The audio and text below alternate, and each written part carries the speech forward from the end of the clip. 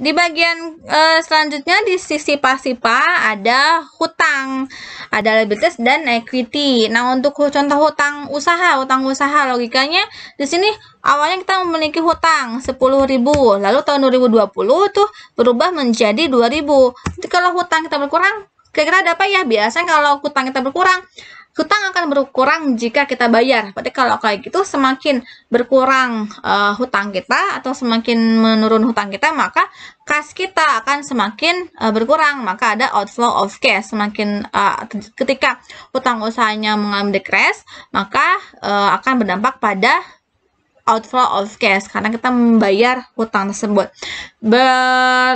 Berkaitan juga dengan peningkatan hutang. Contoh di sini ada hutang pajak. Yang tadi kita tidak punya hutang pajak, tidak punya hutang. Lalu tahun ini hutang 2.000. Berarti kan kalau kayak gitu kita harus ya bayar pajak tahun 2020, kita belum bayar nih. Maka kita menimbulkan hutang pajak. Kalau kita belum bayar pajak tersebut, maka dampak pada kasnya ketika ada peningkatan hutang yang seperti ini, maka akan berdampak pada inflow of cash atau adanya penambahan kas karena kita tidak bayar si hutang tersebut. Begitupun juga dengan hutang-hutang yang lainnya, karena hutang itu sama ya sifatnya. Jadi hutang itu kalau berkurang otomatis kita bayar, dan kalau bayar pasti akan berdampak pada pengurangan kas. Dan sebaliknya kalau increase, kalau hutang kita mengalami peningkatan, maka cash kita semakin bertambah karena kita tidak melakukan pembayaran. Lalu yang di bagian equity-nya itu ada modal saham. Modal saham di sini contohnya ada tadi awalnya 0 nih, lalu modalnya menjadi 10.000. Nah, berarti kalau kayak gini, berarti kalau begini sih, ketika kita modalnya meningkat, otomatis perusahaan biasanya menerbitkan saham. Kalau perusahaan menerbitkan saham, akan berdampak pada perusahaan menerima kas dari investor. Maka dari itu, jika modal sahamnya mengalami increase, maka akan menambah kas, termasuk ke dalam inflow of cash. Tapi kalau sepertinya sahamnya tadinya 10.000 menjadi 5.000, ada penurunan saham dong. Jadi kalau kayak gitu, ketika ada penurunan saham, terjadi outflow of cash-nya. Begitu juga dengan dividennya. Dividen awalnya kita 1.000 nih, lalu meningkat menjadi 5.000. Berarti kalau kayak gini, jumlah kas yang kita bayar kepada pemegang saham itu meningkat. Sehingga kalau peningkatan dividen akan berdampak pada pengurangan cashnya. Begitupun juga jika si dividennya itu tadinya 5.000 menjadi 1.000, otomatis menurun. Nah, kalau penurunan dividen, maka penurunan dividen itu akan berdampak pada inflow of cash. Kas kita akan bertambah. Begitupun juga dengan sistem yang penarikan. Kalau penarikan modal yang dilakukan oleh si sekutu atau si investor semakin besar, increase, maka cash kita berkurang dong, maka termasuk ke dalam outflow of cash. Sebaliknya, kalau penarikannya berkurang, maka kas yang kita miliki itu akan meningkat, inflow of cash.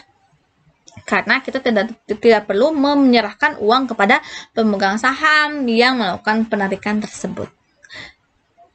Nah, dari transaksi ilustrasi yang tadi saya sampaikan, kita akan masuk ke contoh ilustrasi yang metode langsung dan tidak langsungnya. Di sini yang data kita butuhkan tadi ya, dana neraca komparatif adalah laba rugi dan data untuk transaksi tertentu. Yang pertama, neraca komparatif. Langkah yang pertama, kita harus menganalisis dulu perkembangan atau perubahan yang terjadi di dalam akun yang ada di laporan posisi keuangan. Dari periode sebelumnya ke periode sekarang, mengalami peningkatankah atau mengalami penurunankah? Kita lihat kalau posisinya untuk kas, di sini ada mengalami peningkatan, maka naik 17.000.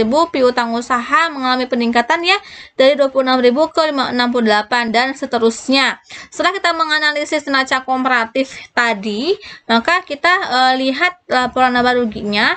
Dan kita klasifikasikan nih, mulai ke langkah yang kedua. Kita mengklasifikasikan mana saja yang termasuk ke dalam aktivitas operasi, mana saja yang termasuk ke dalam aktivitas investasi dan pendanaan. Yang pertama, kita susunannya di dalam laporan arus kas itu harus operasi dulu, lalu investasi, dan yang terakhir itu pembiayaan. Nah, untuk penyusunan yang pertama kita menggunakan metode tidak langsung. Yang menjadi ciri metode tidak langsung itu adanya pengakuan pembekuan laba bersih di kegiatan operasinya. Sehingga kita melihat dari perolehan laba bersih yang dihasilkan dari laporan laba rugi sebesar 125.000, maka di sini kita masukkan saja untuk laba bersih, kita laporkan di aktivitas operasi. Lalu yang selanjutnya kita bisa menyesuaikan dengan perubahan-perubahan yang terjadi di laporan posisi keuangan ini. Kita lihat dulu ya. Nah, di laba bersih, setelah laba bersih kita melihat dari beban penyusutan. Beban penyusutan yang terjadi di dalam laporan posisi keuangan. Nah, untuk selisihnya kan ini ada akumulasi ya, akumulasi periode sebelumnya dengan periode sekarang. Nah, yang 10.000 dan 18 itu merupakan penambahan beban penyusutan pada tahun 2008. Sehingga di sini beban penyusutan itu akan menambah kas karena si penyusutan itu muncul dari kita membeli barang dan beban penyusutan ini tidak menyebabkan kita harus mengeluarkan kas. Tetapi beban tersebut muncul gara-gara kita memperoleh barang, sehingga penambahan beban penyusutan itu akan berdampak pada penambahan kas. Sebaliknya, kalau beban penyusutannya berkurang, maka itu akan berdampak pada pengurangan kas. Nah, setelah kita menganalisis yang dua akun tadi, kita masuk nih ke laporan posisi keuangan secara berurutan ya, dari paling atas ke paling bawah. Kita analisis yang pertama ada piutang usaha. Piutang usaha masuk ke dalam aset apa? Aset lancar. Berarti kalau masuk ke dalam aset lancar, maka perubahan piutang usaha berdampak pada aktivitas operasi. Maka dari itu, kita lihat nih perkembangannya terjadi peningkatan piutang usaha. Kalau piutang usaha meningkat, otomatis kas kita berkurang karena kita sering meminjamkan atau sering melakukan penjualan secara kredit, sehingga kas kita itu mengalami minus atau outflow of cash. Lalu yang kedua, persediaan tadinya 0 nih menjadi 54.000. Logikanya kalau tadi kita tidak memiliki persediaan menjadi ada 54.000, otomatis kita melakukan pembelian. Dampak pada cashnya gimana? Pasti akan berkurang dong, sehingga yang kedua yang 54.000 ini akan berdampak pada pengurangan kas karena kita membeli persediaan. Lalu yang ketiga ada beban dibayar di muka. Nah, beban dibayar di muka ini yang tadinya 6.000 menjadi 4.000, turun. Kalau turun kan kita tidak melakukan pembayaran beban dibayar di muka lagi, otomatis kas kita itu akan bertambah. Kalau yang selanjutnya tanah kan bukan masuk ke dalam aset lancar, tetapi tanah, gedung, dan peralatan masuk ke dalam non current asset, yang dimana ketiga akun ini termasuk ke dalam non current asset, yang dimana si non current asset tersebut harus dilaporkan ke dalam aktivitas investasi, jangan ke dalam aktivitas operasi. Nah, apalagi nih yang termasuk ke dalam aktivitas operasi? Berarti yang 3 akun ini dirawat ya, jangan udah masukkan ke operasi. Lalu ada lagi nih hutang usaha masuk ke current liabilities, maka masuk ke dalam operasi. Sehingga di sini perubahannya akan dilaporkan di aktivitas operasi, yang dimana penurunan hutang usaha, berarti logikanya kita melakukan pembayaran hutang, sehingga dampak pada kasnya itu akan negatif, berkurang.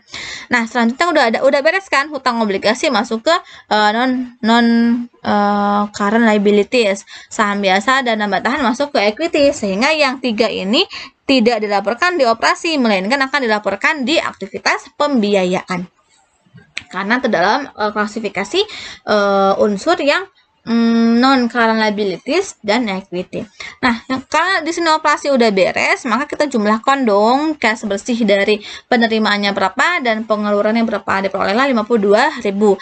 Dan yang kedua, kita tadi kan sampai sini ya, sampai beban dibayar di muka. Lalu tanah masuk ke non current asset. Kalau non current asset itu akan dilaporkan di aktivitas investasi, sehingga perubahannya akan dimasukkan ke sini, aktivitas investasi. Nah, ini tanah ini mengalami penurunan. Kalau penurunan otomatis sudah terjadi penjualan. Ada penjualan tanah yang menyebabkan penurunan tanah dan berdampak pada penambahan aset. Karena kalau kita menjual aset, otomatis kas kita akan bertambah. Maka ini kasnya plus. Lalu yang selanjutnya ada peralatan. Peralatan di sini yang tadinya 68 menjadi 193, bertambah. Berarti kalau kayak gini penambahan aset, logikanya ada pembelian aset. Jadi kalau kayak gitu peningkatan ini adanya pembelian peningkatan peralatan ini adanya pembelian peralatan sebesar 125.000 yang berdampak pada pengurangan aset. Lalu ada lagi nggak? Sudah tidak ada lagi ya, karena di sini yang apa namanya gedung tidak ada, sehingga yang termasuk ke dalam non current aset hanya 2, karena yang satunya tidak mengalami perubahan. Yang aktivitas yang ketiga ada aktivitas pembiayaan. Yang pertama hutang obligasi masuk ke aktivitas pembiayaan karena jangka waktunya lebih dari setahun. Kalau hutangnya ini menurun, berarti kalau kayak gitu ada pembayaran hutang. Berarti di sini ada pengurangan kasnya berkurang. Lalu yang kedua ada saham biasanya meningkat nih. Berarti kalau saham biasa meningkat, ada penerbitan saham, ada penjualan saham. Berarti kalau penjualan saham, kas kita akan bertambah. Ini bertambah. Lalu yang selanjutnya ada dividen. Nah, dividen bisa dilihat kalau di laporan laba ditahan atau laporan perubahan ekuitas ada pembayaran dividen, kita bisa langsung ambil saja dari laporan tersebut. Karena di sini berhubung tidak ada, jadi kita hitung dulu nih laba tahan awalnya 70.000 perubahannya, dan kita bandingkan dengan si laba bersihnya 125. Maka dari itu diasumsikan ada penambahan dividen sebesar 55.000 yang akan berdampak pada pengurangan kas. Nah, dari transaksi yang 3 itu kita jumlahkan berapa net cash-nya. Untuk operasi 52, investasi 100, dan untuk pembiayaan 65 kita jumlahkan menghasilkan kenaikan kas bersihnya untuk tahun 2008 sebesar 37, kenaikan kas bersihnya sebesar 17.000. Nah, kita lihat dengan saldo kas di awal tahun 2008. Berarti kalau kayak gitu kita bisa melihat dari saldo kas di tahun akhir 2007. Karena saldo akhir tahun sebelumnya menjadi saldo awal tahun sekarang. Tahun selanjutnya tambahlah dengan saldo kas yang tahun lalu, diperolehlah 54.000 untuk saldo kas akhir di tahun 2008. Kita cocokkan nih dengan kas yang dilaporkan di neraca tahun 2008.